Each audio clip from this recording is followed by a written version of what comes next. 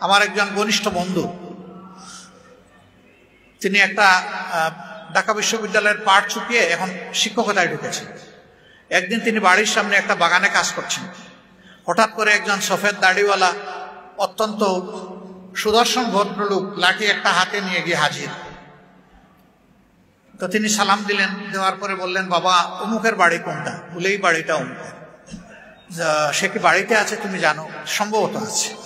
আপনি কি ওনার কাছে এসেছেন? বলে হ্যাঁ। আপনি ওনাকে চিনেন? বলে না আমি চিনি। বলে আসেন আমি নিয়ে যাই আপনি। উনি নিয়ে ওনাদের বৈঠকখানা বলে আমাদের ওইদিকে বসার ঘর যেটা, সেখানে বসায় উনি ভিতরে চলে গেছে, গিয়ে গোসল টুসল করে কাপড় বদলাইয়া আয়সা বলতেছে, আমি এই ব্যক্তি। আপনি কেন এসেছেন বলেন? আমি কি খেদমত করতে পারি? যে আমি শুনেছি তুমি অমুক জায়গা থেকে লেখাপড়া করছো, আমার একটা পাগলি মেয়ে আছে, সেও ওই জায়গা থেকে লেখাপড়া করছে। এই মেয়েকে একটা শক্ত ছেলের হাতে আমি তুলে দিতে চাই, যাতে তার আগামীটা ভালো হয়। আমার এটা কিন্তু ভাই বাবা খুব উল্টা পাল্টা, তুমি কি একটু আমাকে সাহায্য করবা? উনি তো বেয়াকুব বনে গেছে, যে কথাবার্তা তো খুব গুছালো, দেখতেও সুন্দর মানুষ, কিন্তু কথাটা অস্বাভাবিক মনে হচ্ছে। এক বাবা স্বয়ং বোরের কাছে এসে বলতেছে যে আমি আমার মেয়ে তোমার কাছে বিয়ে দিতে চাই, মেয়েটা একটা পাগলাটা। উনি তাকে নাস্তা টাস্তা করে বিদায় দিয়ে শহরে তার বড় ভাইয়েরা থাকেন, আসছেন। বড় ভাইকে এসে বলছেন যে এই ঘটনা, ভাই কি করবো? তখন বলছেন ঠিক আছে, কোনো অ্যাড্রেস দিয়ে গেছে? বলে হ্যাঁ দিছে। কোনো নাম্বার পাইছো? হ্যাঁ পাইছি। ঠিক আছে তুমি বাড়ি চলে যাও। তো বড় ভাই খোঁজখবর নিচে নিয়ে বলছে তুমি আসো। আবার উনি গেছে, যাওয়ার পরে বলছে যে তুমি কন্যা দেখো, তোমার যদি পছন্দ হয় তাহলে এই লোককে নিরাশ করা তোমার ঠিক হবে না, কারণ এই লোক একটা মিথ্যা কথাও বলে নাই, যা বলেছে সব সত্য, মেয়েটা আসলে আদা পাতা। আলহামদুলিল্লাহ বিয়ে হয়েছে। এই মহিলা এই বিশ্ববিদ্যালয়ে পড়াকালীন সময়ে তিনি নাটক করতে গিয়ে পুরুষ পুলিশের ভূমিকায় অভিনয় করেছে। কিরকম ছিলেন এখন বুঝতেই পারছি না। বিয়ে করার পরে এই লোক তো পড়ছে মুসিবতে, বিছাড়া কিছুদিন মাদ্রাসায় পড়েছে, কিছুদিন জেনারেল এডুকেশনে মাস্টার্স করেছেন। ঢাকা বিশ্ববিদ্যালয় থেকে 2টা সাবজেক্টে উনি মাস্টার্স করা মানুষ, পড়ছেন বিপদে। এই বই নিয়ে তো এখন বন্ধু বান্ধবের বাসায় উনি যেতে পারেন না, তো উনি নেন না। কিছুদিন পরে উনি তার সিনিয়রদের সাথে পরামর্শ করলেন যে আমি কি করতে পারি। বললেন যে ও যেখানে যাইতে চায় ওর সাথে তুমি সঙ্গ দিও, তারে নিয়ে যাইও, কোনো ধরনের বাধ্যবাধকতা আরোপ করিও না, আর তার উপরে জোর করে কোনো জিলবাব পরাইও না, তার মতো করে চালাও।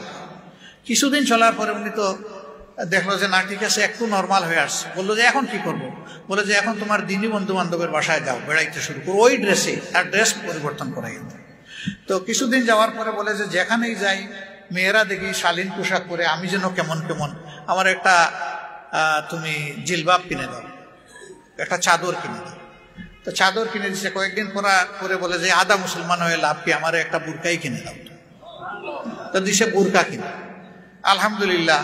বলে যে না বুঝে ইসলাম কবুল করার মানে কি, তুমি আমাকে ইসলাম বোঝার জন্য সাহায্য করো, কিছু বই পুস্তক আমাকে দাও, আমি পড়ি, আল্লাহ তো আমাকে কিছু জ্ঞান বুদ্ধি দিয়েছে, উনি পড়াশোনা করছে।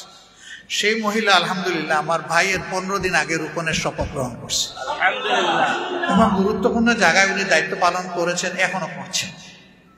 তো জোর করে পড়ানো লাগে না ভাই, যার কিসমতে আছে, তার মাথায়, তার গায়ে আল্লাহর সেই দেওয়া বিধান এমনিই চলে যায়, এমনি উঠে যায়। আমরা কাউকে জোর করবো না ইনশাআল্লাহ। আর দক্ষতা, কর্ম এবং তাদের রাষ্ট্রীয় ক্ষেত্রে অবদান রাখার ব্যাপারে না, কাউকে বার করা হবে না। বরঞ্চ এখন তারা বহু জায়গায় সম্মান পান না এবং নিরাপত্তা পান না, তখন তারা সম্মানও পাবেন, নিরাপত্তাও পাবেন। আমরা তাদেরকে আমাদের মায়ের জাতি হিসাবে দেখি এবং সেইভাবেই সম্মান করবো ইনশাআল্লাহ। একজন মানুষ সর্বোচ্চ সম্মান করে তার মাকে, তার উস্তাদদের উপরে, এমনকি বাবার উপরেও মাকে সম্মান করে। এটা আল্লাহর দান, আল্লাহর নিয়ামত। আমরা সেই জাতিকে মায়ের জাতি হিসাবে ইনশাআল্লাহ সম্মান করব। আর সেই দিন এই দেশের মহিলারা এই দেশের নাগরিক হয়ে তারা গর্বিত হবেন ইনশাআল্লাহ। তারা বলবেন যে আমরা এই রাষ্ট্রের নাগরিক, আল্লাহ চাই। তা আমরা এমন একটা বাংলাদেশ করতে চাই, আমরা কোনো যুবকের হাত আর বেকারের হাত দেখতে চাই, আর বেকারের কোনো শিক্ষাও আমরা কোনো যুবককে দিতে চাই না। আমরা যুবকদেরকে কর্মসংস্থানমুখী শিক্ষা এবং নৈতিক শিক্ষা আমরা তাদের হাতে তুলে দেব ইনশাআল্লাহ। সেই বাংলাদেশ আমরা গড়তে চাই, কিন্তু এটাকে আমরা কয়জন একাই পারবো? আপামর জনগণের সহযোগিতা লাগবে। আমরা খুবই আশাবাদী আমাদের ইয়াং জেনারেশনকে, আলহামদুলিল্লাহ তারা পারবে। আমরা আমাদের এই সোনার ছেলে মেয়েদেরকে সেইভাবে গড়ে তুলব ইনশাআল্লাহ। এখন যারা ইয়াং আছে, এই বাংলাদেশটা আমরা আস্তে করে তাদের হাতে তুলে দিতে চাই, আর পিছন থেকে তাদেরকে আমরা পরামর্শ দিব, শক্তি যোগাবো এবং দোয়া করবো। আপনারা কি তাইলে মুরব্বী যারা মন খারাপ করছেন? এই সন্তানগুলো তো আমাদের সন্তানেরা দেশ চালাবে আমাদের চোখের সামনে সুন্দরভাবে, এটা তো আমাদের আনন্দের বিষয়। আলহামদুলিল্লাহ, আমরা যুবকদেরকে যুব সমৃদ্ধ একটা সমাজ আমরা গঠন করতে চাই। আল্লাহ চাই। এক ছেলেকে একবার অ্যাওয়ার্ড দেওয়া হচ্ছে, অনেক বক্তৃতা তাকে ঘিরে, তার অনেক প্রশংসা। বাবার কথা কেউ মুখে নেয় না। সাধারণ কৃষক বাবা বসে বসে চিন্তা করে যে কে এই ছেলেটাকে ছোটবেলায় পেটে নিল, বুকে ধারণ করলো, দুধ খাওয়াইলো, বড় করলো, শিক্ষা দিল, আজকে তার সবাই প্রশংসা করে। না আমার স্ত্রীর নামে কিছু বলে, না আমার নামে কিছু বলে। তো যখন তাকে অ্যাওয়ার্ড হাতে তুলে দেওয়া হবে, উনি তড়িগড়ি করে সামনে এসে দাঁড়াইয়া বলছে, বেয়াদবি মাফ করবেন, আমি ছোট মানুষের একটা আরজ। সবাই তো অবাক, বলে যে আপনার আবার কি আরজ? বলছে এত সময় যে ছেলেটার এত প্রশংসা করলেন, দেখতে হবে তো ছেলেটা কার। এইভাবে আঙ্গুল দিয়ে বললেন যে দেখতে হবে তো ছেলেটা কার। অর্থাৎ তিনি বুকের ছেলেকে আবার বুকে ফিরাই আনলেন। আলহামদুলিল্লাহ, আমরা সেইভাবে আমাদের গর্বিত সন্তানদেরকে বুকে ধারণ করে সামনে এগিয়ে যাবো ইনশাআল্লাহ।